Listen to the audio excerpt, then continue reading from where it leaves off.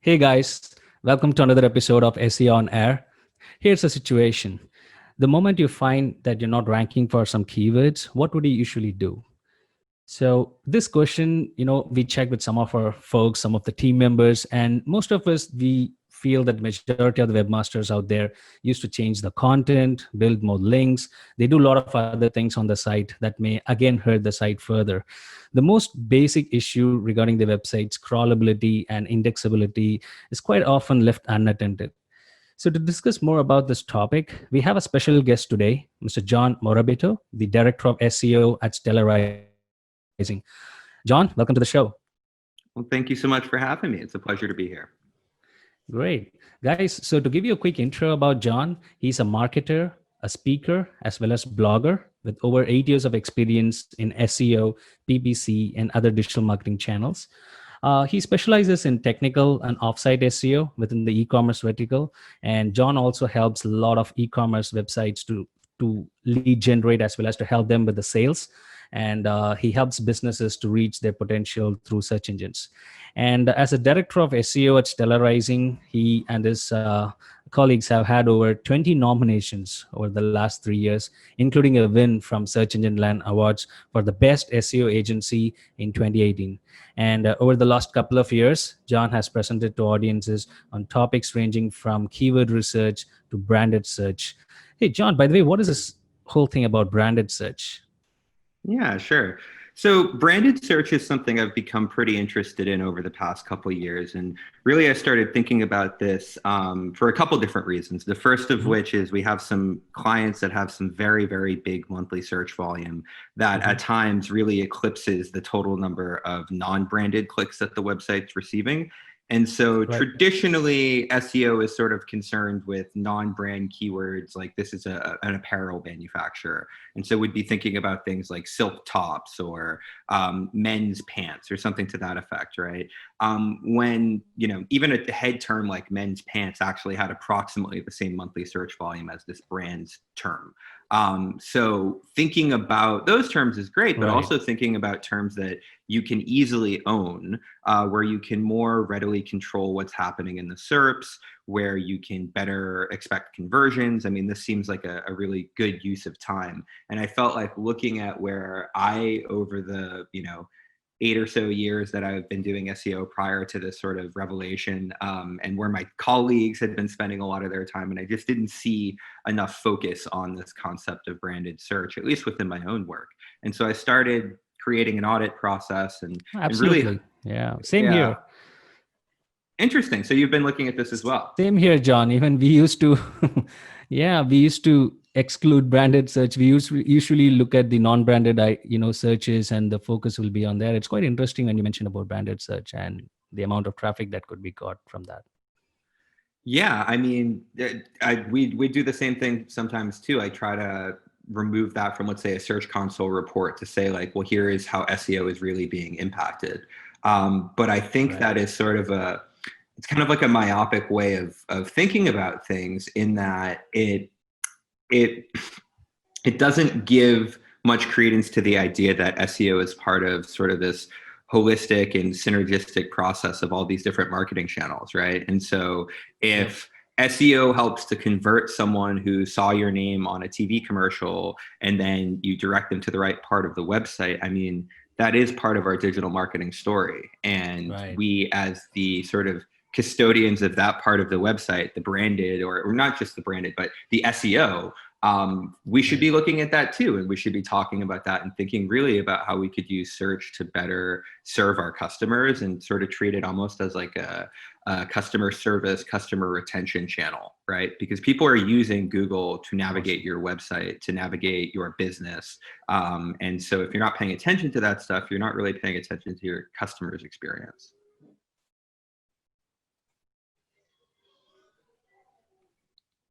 Absolutely. That's great to know, John. John, so our team saw a few videos on your profile, and we understood that you're an expert in technical SEO, and that's what we're really looking for, to get some answers from you for some of the tech SEO questions in today's show. Are you ready? Yeah, sure. Let's do it. Great. So that's going to be nearly 5 to 6 really big ones. Let's see. Great. So the first one is like related, like I mentioned in the introduction, like how important is website crawlability and indexability, and what would be the priority for webmasters? Yeah, I mean, this is something that is totally vital. I mean, if Google can't crawl and index your pages, then they of course have no chance at ranking. I think a lot of people think about, or maybe not a lot of people, but where I want to push people to think about this is actually, for instance, this morning I'm looking at a sort of consumer packaged goods product. Well, maybe not CPG, but a food product that is sold in most grocery Mhm. stores here in the U.S. And on their website, they have all their different foods, Right. but they also have sort of a dynamic filtering system so that you can get into the different sections of food. And so this is actually creating kind of a crawl trap. And there's basically, for a website that might have a couple hundred different products, I am 6% of the way through the crawl and there's 26,000 remaining URLs.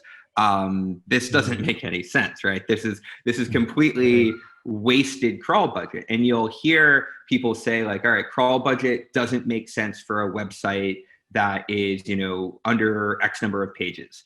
And you Right. have to really sort of question what constitutes a page. Under what conditions could a page be created?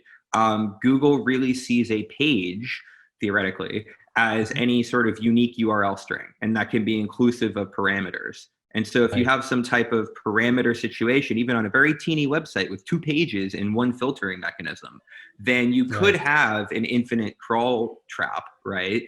Mhm. At which point crawl budget does become relevant for you because you're basically asking Google to pay attention to a couple URLs that might be sort of a needle in a haystack. Now, Right.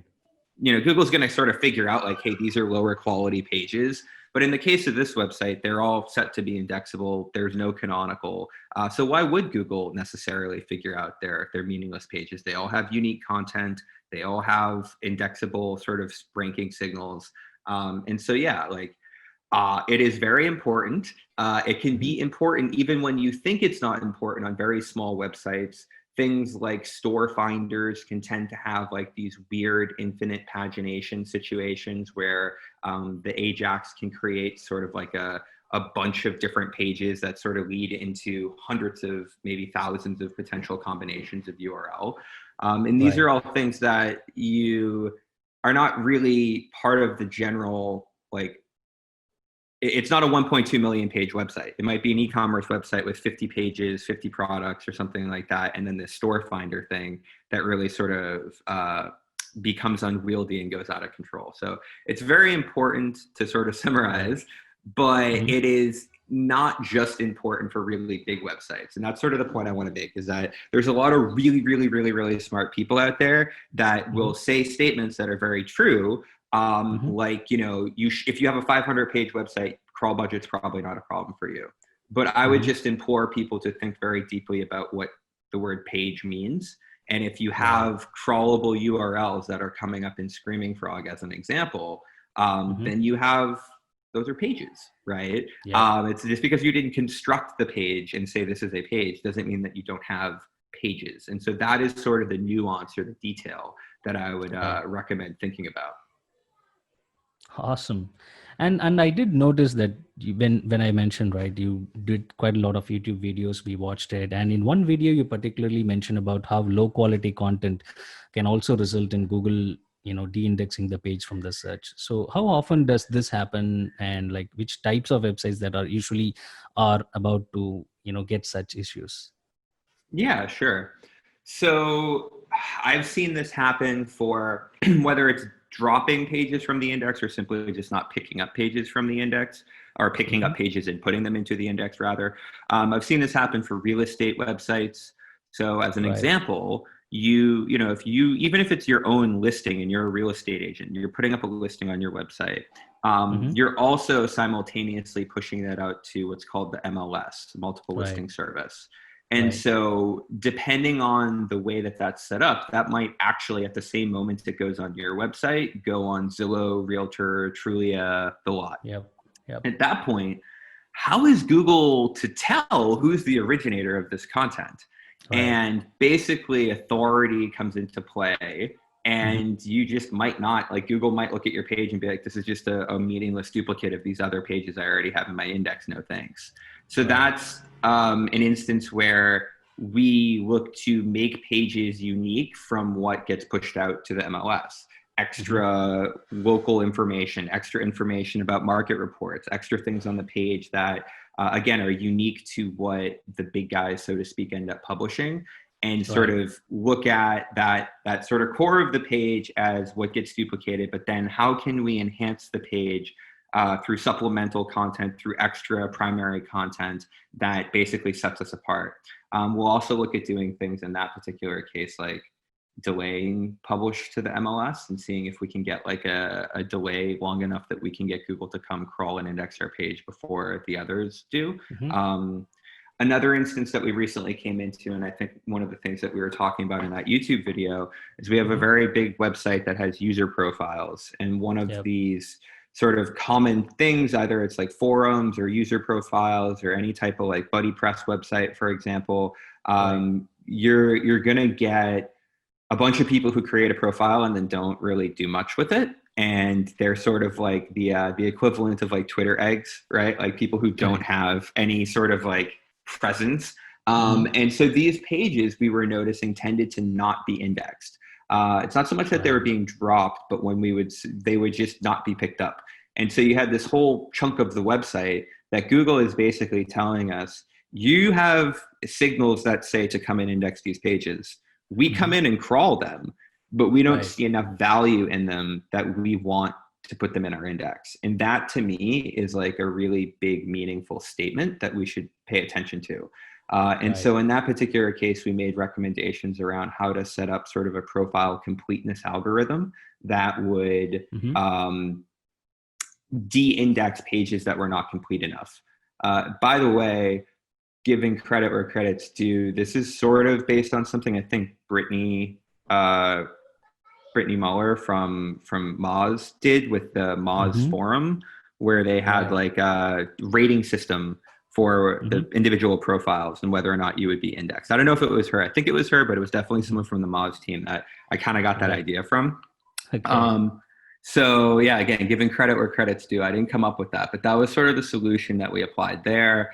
And then, other instances would be like the website I'm talking about right now. So as I said, my crawler is telling me there's 28,000 potential indexable pages on this website, theoretically, Right. even though there are parameters. Google has 762 pages in their index for this website. There's only Right. like 200 something products. So I Hmm. know that like maybe let's say 400 of those URLs are these garbage URLs. And then Right. at some point, Google was like, we're not going to index any more of this junk. This is all just Right. trash. But it's there. It's crawlable. If I were to, I mean, I haven't got that far in the audit yet. This is sort of a new biz audit. Right. But like, if I don't have their search console, so if I were to look at their search console, I assume that I would see that they're crawling more than a couple hundred pages per day. And so this means Right. that,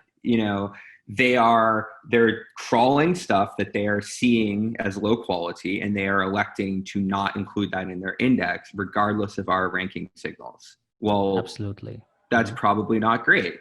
I have this sort of like theory, like if Google will tell you some level or some amount of cruff is totally fine. They're good at figuring out what should belong in their index, and generally this is fine for most webmasters. However, Hmm. that's kind of, to make a weird analogy, that's like, when you have guests over, you want to make sure your house is tidy, right? But Right. if like your brother-in-law calls like, hey, I'm gonna stop by. Don't worry about it. Like, I don't care if the house is a mess. I'm just gonna swing by. Like, you're still gonna, I don't know, maybe you won't clean up, but like you still feel as though you ought to clean up, right? And so Right. Google is saying like, oh, it doesn't matter in some cases to have some cruff on your website. I mean, I still think it makes sense. That's sort of a weird housekeeping analogy, but like you still want your house tidy. When you're Right. inviting Google to come and crawl your pages and determine what is of value to them, Yep. you really want to be as explicit as possible. Another way to say it, right, is what we do in SEO is to make the implicit explicit.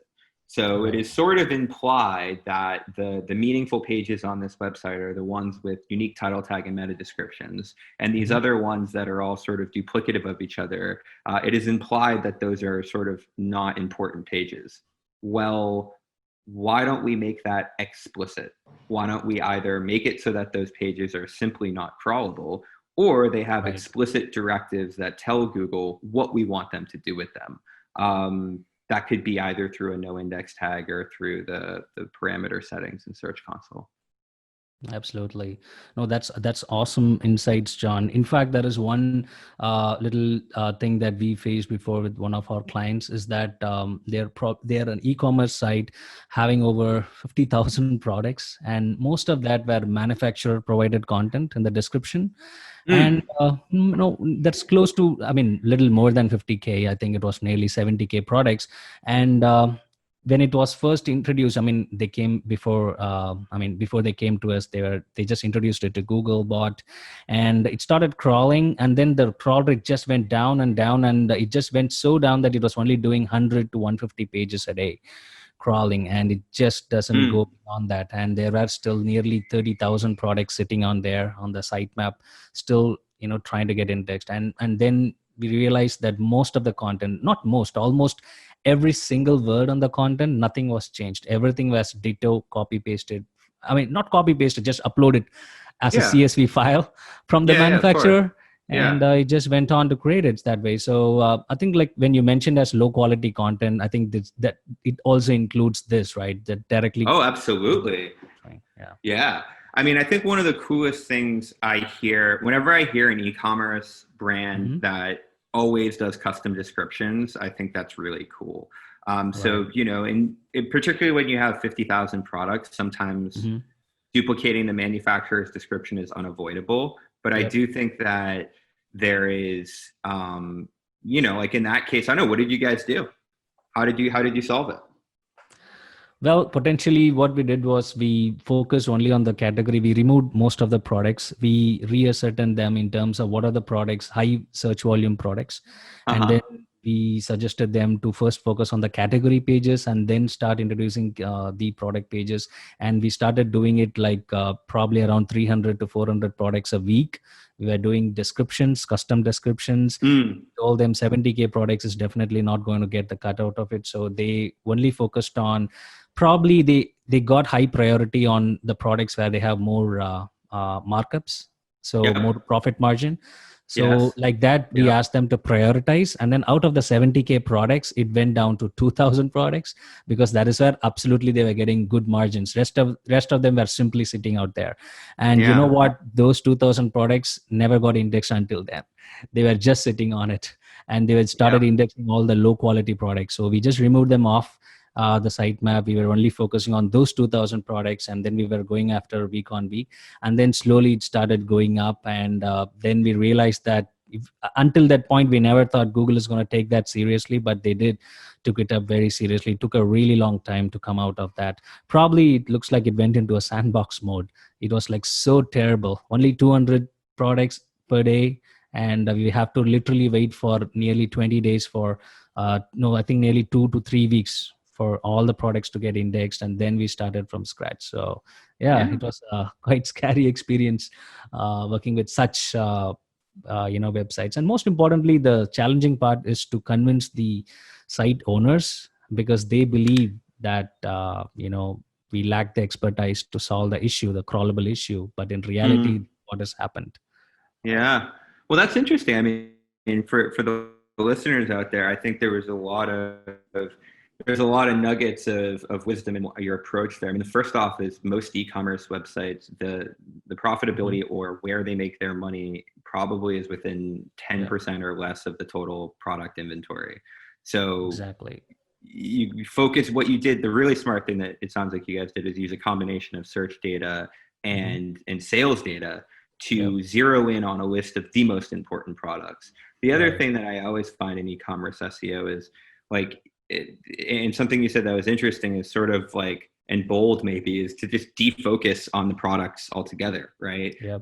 Products tend to churn. They tend to be very, very difficult to get first page rankings for if they are sort of a particular type of query, right? Right. So like sometimes you have products that like make their way into ranking for something that really belongs ranking for a category page. And Google might tease you with like an 11 or like a position 8 or something. But if everyone else at the top of page 1 is a category page and you've got but one product that matches that query, it's really hard to like completely. So, focusing on category, I think, was a smart approach there too. And then sort of like splitting out things. Another thing there is splitting out particular URLs and particular sitemaps. So did you guys create a sitemap that was particularly the high value products that you're trying to get indexed that you've customized descriptions for? Absolutely, you bet. That's right. That's what we did it. So in fact, these 2000 products, we created a separate sitemap, and that is what is introduced. That's how we, solve that issue at the final stages. Yep. I think that's great. Great approach. Awesome. So yeah, so moving on with regards to the next more critical thing, John, that we see here is on the pagination stuff, especially when it comes to there are like 100 plus products for the same category. You end up paginating it. So what is the current best practices for it? Because there's a lot of confusion. You should use rel, prev, and sometimes some people say no, canonicalization is more. There's some sort of confusion going on. So what is the best practices that you suggest to the audience? Yeah, absolutely. So Google, this was sort of funny. Google, some of the listeners may or may not know, but Google came out about a year ago. It was sort of in a very non-formal way. I think John Mueller tweeted something. It was either John or Gary was like, oh, we should probably update our documentation. We haven't used rel equals next or rel equals pre for a couple of years now. It was like essentially the message of the tweet. So basically, for the last couple years, we've been bothering developers to add these tags that theoretically didn't have any impact on Google. Now, that is where everyone the pendulum swung from everyone must implement pagination to, hey, this is a waste of time, don't bother. And I don't, I think it's sort of somewhere in the middle. So first off, other search engines still use pagination, being one of them, as far as I know. There is opportunity for, like, even though Google doesn't necessarily use them for indexing signals, that was sort of the nuancy thing they said. So they don't use them for ranking signals, but they might use them for crawling. So it might aid in discoverability, particularly if you have other discoverability issues. It could be sort of like, although there have been tests, right, that prove otherwise, it might help you. But really what I think sort of my approach to pagination is, if we can still have rel equals next, rel equals pre tags, great. Otherwise, I'm really mostly just concerned with the way that things are interlinked. The most common sort of screw up I see nowadays is improperly implemented infinite scroll. Yeah, that's another main thing that people use these days. Right. And so like infinite scroll is not mutually exclusive to proper pagination. You can still have both. And so my approach to pagination is usually showing a number of the pages at the bottom. Portent, to sort of shout out another agency, Portent has a really amazing blog called like experiments with pagination tunnels or something to that effect. But if you search Portent pagination tunnels, they basically talk about visualizations of fragmenting or splitting up your pagination sort of sets by exposing the last page as well as like pages on either side of the page that you're on. And so if you can imagine, like, if you have a page that is, as you said, 100 pages, or it's 100 products deep and you're showing 10 products per page. So you now have 10 pages, right? And so if you were to visualize this as nodes, so to speak, you'd have page 1, links to page 2, links to page 3, links to page 4.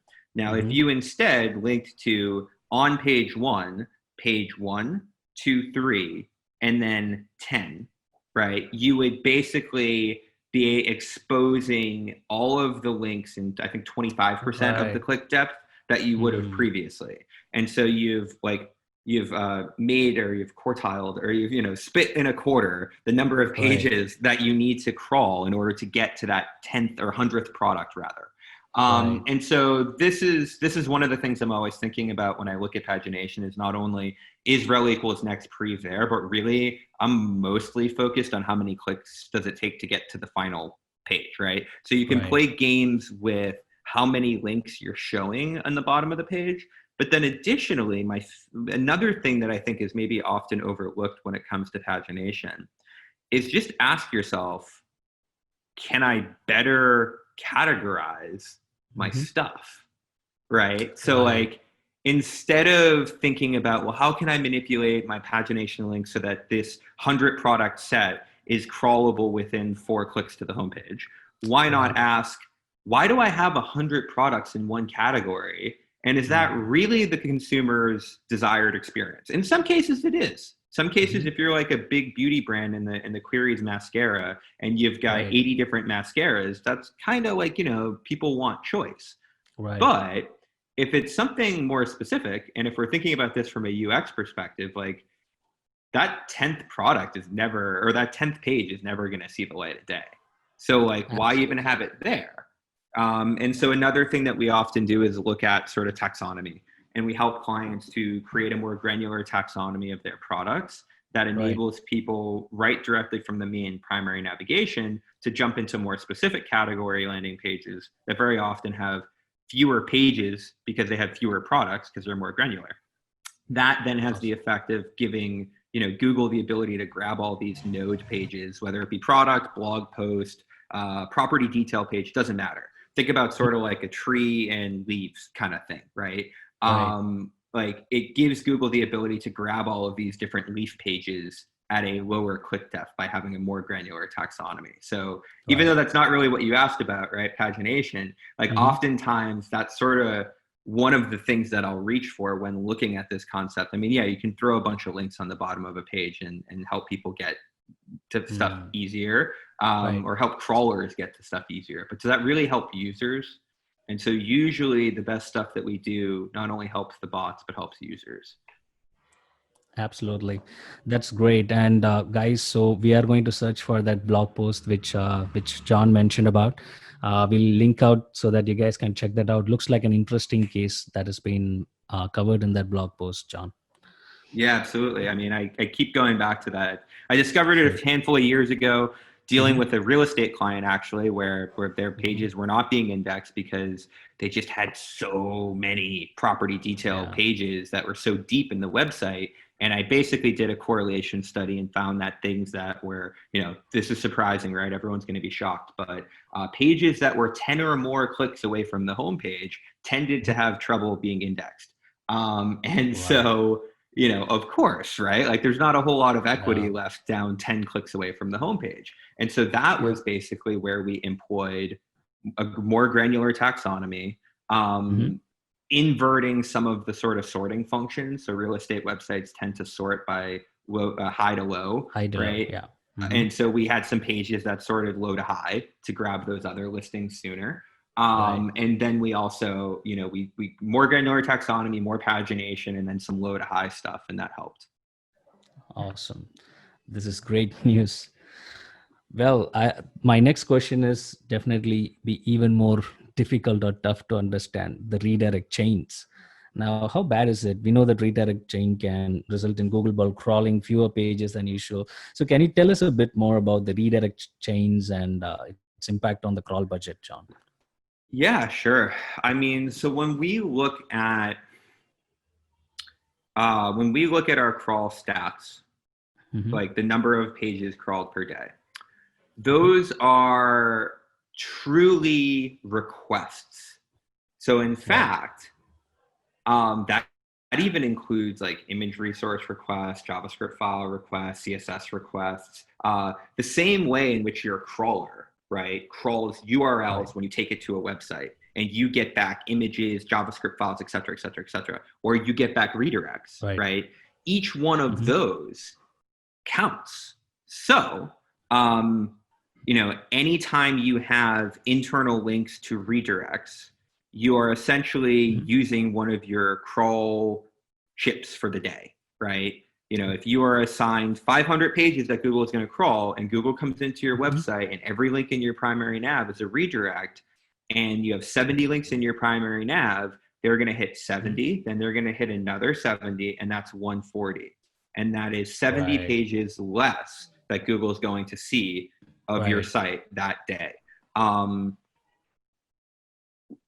We see a correlation between pages that get crawled frequently and pages that tend to do well. And, you know, that's sort of like a chicken and egg thing. But either way, you know, if Google is not, let's say you're an e-commerce website, right? And you're putting up new product pages. Well, you want Google to see those as soon as possible. You're a blog site. You want Google to see your new blogs as soon as possible. I could go on. And if you're basically anything other than like a static brochureware website that doesn't change, then having a bunch of redirects in your primary navigation, or having a bunch of redirects off of your category pages that then point to, you know, some weird redirect of a product URL, that is going to basically waste your crawl budget. And again, going back to this concept of like, generally crawl budget is not a problem for most small websites, which is true. But if your website is made up of 60% redirects, then you can't tell me that some percentage, anywhere up to 60% of what Google crawls in a given day, is basically a page they did not need to crawl. And again, the more that we can make things explicit for Google versus implicit, the better we tend to see results. And so this is where, you know, redirect chains on internal URLs can be nasty, and it can affect crawl budget. The other thing with redirect chains too is you also want to occasionally look at your redirect chains from like your legacy URLs. We had an instance where so Google, I think they said something recently about how long you have to have an old redirect in place. And I think it was like really surprising. I want to say it was something like a year or two. But we had an instance where we had a very old website that had been around for about 10 years. They used to be shop.client name. Then they went to client name /shop and then a sort of URL pattern. And then they went to another sort of URL pattern. And then we had a fourth migration. So there's four sort of sets of potential URLs in the history of this 10-year website, which is like a household name brand.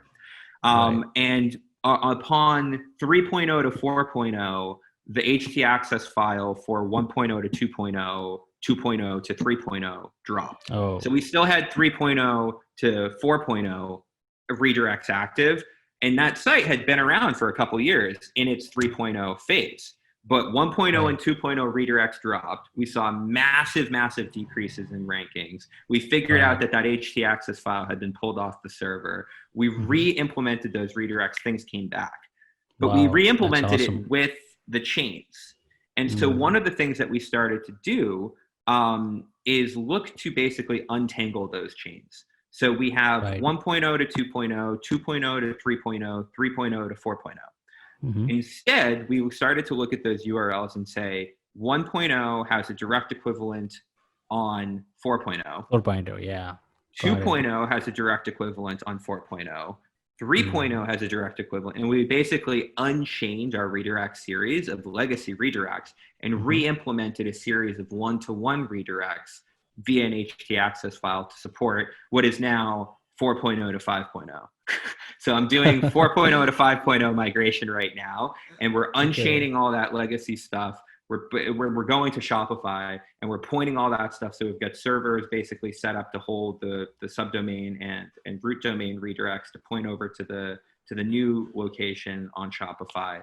And so in addition to cleaning up your internal redirect chains, look to fix redirect chains that might be happening in your legacy URLs. And this is sort of such not really complicated, but it's kind of like a pain in the neck thing to do. And I looked at it and I said to a colleague of mine, is this something that we can build a tool for? And so we did. So we have a tool called the Redirect Fixer. It does what it sounds like. And what I'll do is I'll send you this so you can have it in the show notes. I make no promises that this thing actually still works. It was built a couple of years ago to basically like solve a client need. But we put it up as a public free available tool. So I'll share Awesome, that in the John. show notes. In And fact, John, I was about to ask you about it because this is like, it could really help if there is a tool to solve this. And I was just about to ask you, what sort of tool you use to fix that. And it's great to know that you're sharing, you created it. And is it free for access, or is it guarded by any payment or something? oh, it's totally free. And you don't. It's not Wow, like you have to give awesome. us your email or anything like that either. I Oh, should make it that's like that, great. but That's great. Actually, we are going to definitely link out to that, guys. So this is what the real deal, which we are talking about. So people building something. This is definitely a big problem solver, John. Like you mentioned, people after doing the migration, I've seen a lot of people say, "Hey, our website dropped in rankings." They just go here and there, going after the other things. But like you mentioned, this htaccess file, looking at how the redirect happens, I think people don't really care because the only thing data they have is only on the, like you mentioned, probably in version 3.0 they might have, but not they might be necessarily looking at 1.0 or 2.0. And that's yeah, where most of the things could have been. So it was spot yeah. on. It's great that you created a tool for it. Well, I thought of the tool, and then Eliza Herring, a colleague of ours, actually was the one to code it and create it. She's an amazing developer and marketing thinker Awesome. who is out there. So, anywho, I will share that. And another tool she actually created, I'll give her another shout out, is Mm-hmm. something that we co-authored, so to speak, called the SEO Intern. And what Mm-hmm. that does is basically takes a spreadsheet and helps you to create a JSON file that you can upload to your GTM to implement title tag, meta description, and canonical as well, although that's really not tested. I don't recommend doing that, Mm-hmm. but it might work. But Awesome. essentially you can manipulate some of the key SEO elements in the DOM via a spreadsheet, a little bit along the lines of what like Sloth and Rank Sense are doing, but this is designed. It's sort of like Edge SEO designed for GTM to like make Right. it easy for people because I don't know how to do it. That's basically why I Mm-hmm. asked her. Like, I Okay. know that you can do that stuff manually in GTM, but I find it Mm-hmm. difficult.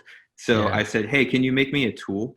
And so that is also publicly available and free. And that one we have used more regularly, and I'm pretty sure still works quite well. So Yeah. I'll share that link, and I hope to see some other people try it out. And let me know how it goes. Absolutely, John.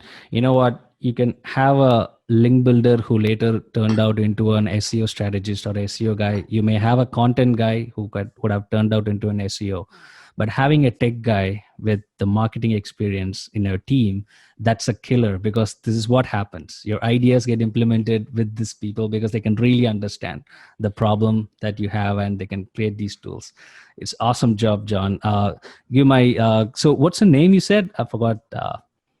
So so this was tools built by Eliza Herring, and it's called Mm, Redirect Fixer, and awesome. then SEO Intern. Don't Awesome. blame her for the stupid names. I came up with the names. And so Nice. I'll share. You can thank her for the code, blame me for the names.